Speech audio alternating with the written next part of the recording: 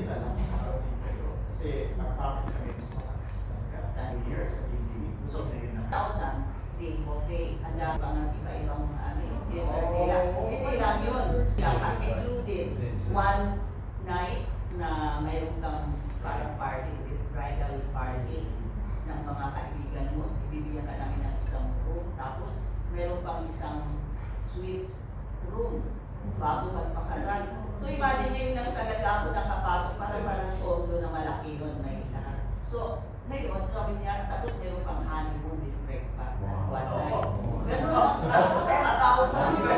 Kaya nga grabe nga na. At saka hindi lang yun sila yung giveaway ng cake. Sila yung cake tapos may jump pa yung ceremony. May nakakuha ako parang wedding planner.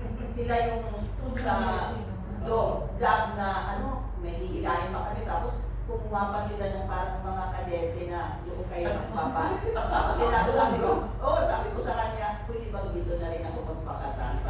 Pumayag. Sa mamili tapos sa Lord, sila ang nag-arrange lahat pati mga decoration and flowers. So hindi ko alam talaga. Oo, grabe pati giveaway. Sa amin, yung friend na yung nagbigay ko sa giveaway, yung identity card lang sila. Yun yung lahat ng yun. Sabi ko, sobrang blessings talaga, diba? So, yun yung, kasi ang isang ninong namin, si Pastor Peter Caius. Kasi yung wife na si Christine Caius. First cousin ko. So, ang ginawa ni Peter, sinabot yung yung magsusot ng entourage.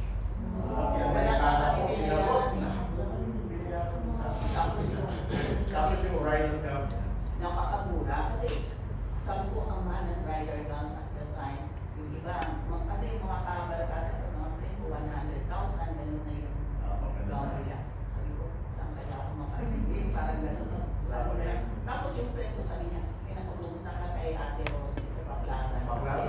Lahat kami taga-traders Royal Macdo, ang gaganda. So, nung pagpunta ko doon, sinukatan pa ako, sabi niya, ang bawal isuot pagka. Ay, hindi ako naniniwala yan. Sinukat talaga, kaya buti na lang sinukat kasi hindi talaga fit. No? So, na-fit siya, kaya ang dami ko pang ang ganda ng gawin. Hindi niya alam 1.5 lang. Tapos yung grade pa namin, yung sa Hollywood, naiwan ng kapatid niya. Kasi nagyan si Jesus sa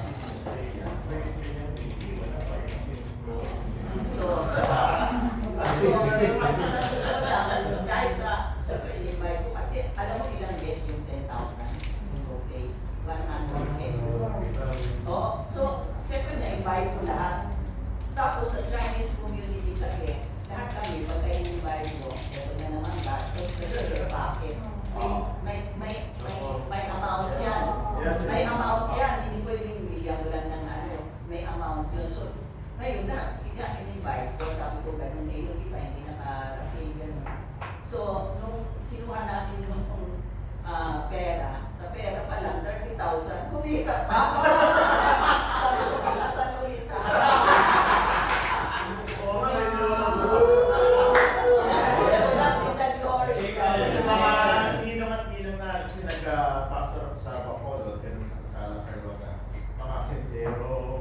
pastor siya, bago kami nagpapasal, kaya walang budget. Sabi ko nung auntie niya, saan na lang kayo magpakasal sa buwis? Sabi ko, ay, di ako pabayag. So, yun yung talagang idol. Silo talaga.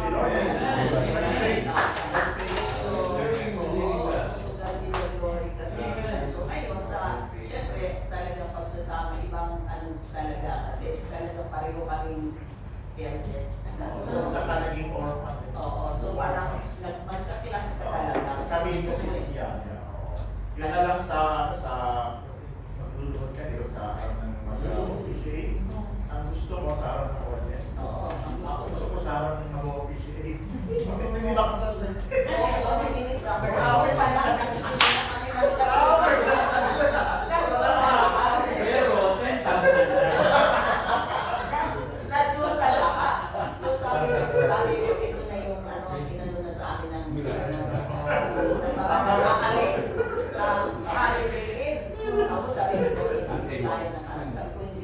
tayo ng araw. Sa ilabas namin, nagkakawa siya. Baka mamaya ako nakaroon ko Wala. Balik ko lang siya. Hindi ako papayag. Sabi ko, hindi ako papayag.